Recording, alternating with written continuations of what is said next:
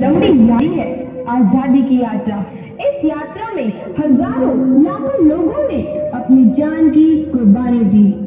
1919 जलियांवाला बाग। आज हमारी बैसाखी का दिन है, लेकिन पूरा पंजाब बैसाखी नहीं मनाएगा। हम सब बैसाखी नहीं मनाएंगे।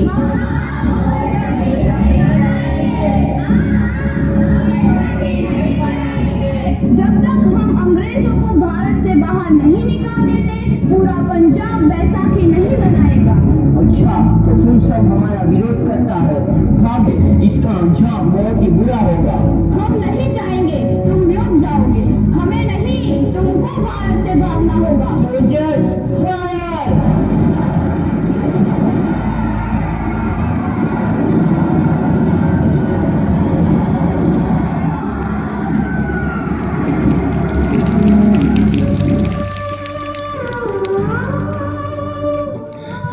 ये जमीन हमारी, ये धरती हमारी, ये खेत हमारे। अभी थोड़ी देर पहले हमारी ये फसलें लहरा रही थी, पर इन अंग्रेजों ने हमारी फसलें बर्बाद कर दी। इन अंग्रेजों ने एक ही झटके में इन सब फसलों को काट दिया। अंग्रेजों, तुम्हारे इस अत्याचार से हम डरेंगे नहीं। इस अत्याचार का बदला लेकर रहेंगे। हम आजादी लेकर रहेंगे। जलियांवाला बाग हर हिंदुस्तानी की आंख नम कर गया।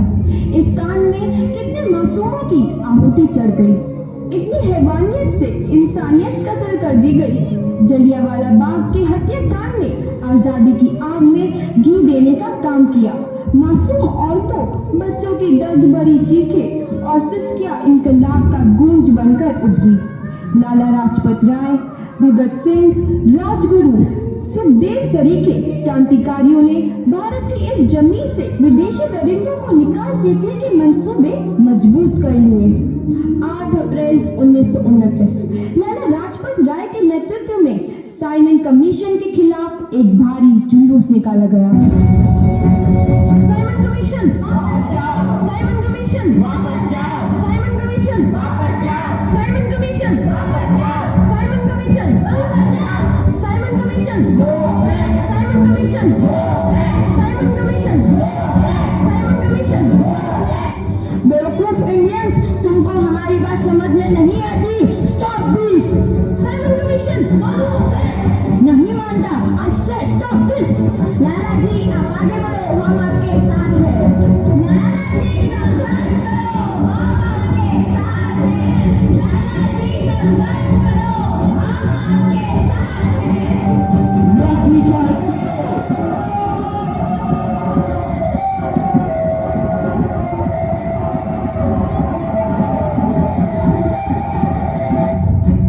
लाला जी को तो बहुत गहरी चोट लगी है, उनका सर फट गया है।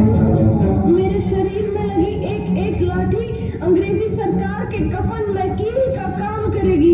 ये आजादी की लड़ाई रुकनी नहीं चाहिए। ये जिम्मेदारी मैं तुम सबको सौंप कर जा रहा हूँ। आओ। लाला लाजपत राय की दर्दनाक मौत के बाद भगत सिंह, सुखदेव, राजगुरु वतन के इन मतवालों के खून में ऐसा उबाल आया जिसका सामना करना अंग्रेजी सरकार के लिए मुश्किल हो गया। अंग्रेजों को करारा जवाब देने के लिए स्कॉट और सैंडर्स को मारने की रूपरेखा रची गई।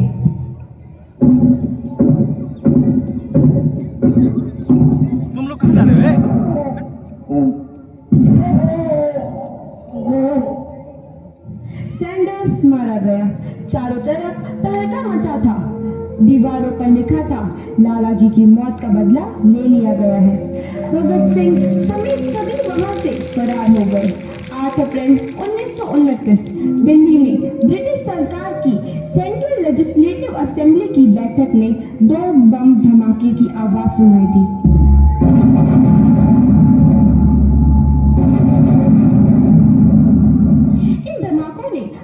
हुकूमत को हिलाकर रख दिया। इस घटना को अंजाम देने वाले भगत सिंह, राजगुरु और सुखदेव ने अपने आप को अंग्रेजों के हवाले कर दिया। 1930 को अदालत ने अपना फैसला सुनाया। मुलजिम भगत सिंह, मुलजिम राजगुरु, मुलजिम सुखदेव को दफा 121 और दफा 302 के तहत ये अदालत तीनों को मुजरिम करार देती है और इस गुस्ताखी के लिए ये अदालत इन तीनों को सजाए मौत की सजा सुनाती है। सरफरोशी की तमन्ना अब हमारे दिल में है, देखना है जोर कितना बाजुए कातिल में है।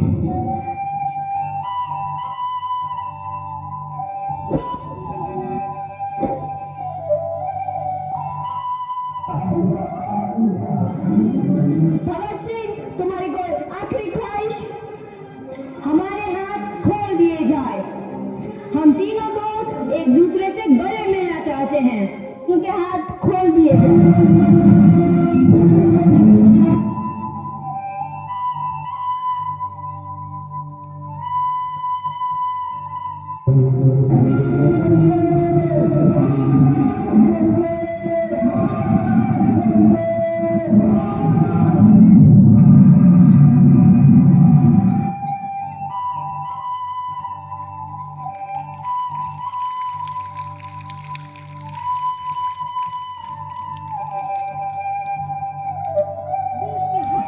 जवान के मन में आजादी की नई उमंग हिलोरे लेने लगी। अंग्रेजों भारत छोड़ो का नारा जोर पकड़ रहा था। सबने एक आजाद भारत का सपना देखना आरंभ कर दिया था। हर कोई अपने अपने ढंग से इस महायज्ञ में अपनी आहुति दे रहा था। सुभाष चंद्र बोस, रानी लक्ष्मीबाई, तात्या टोपे और मंगल पांडे जैसे शहीदों की कुर्बानी बन आई थी। 15 अगस्त 1947 को भारत आजाद हुआ।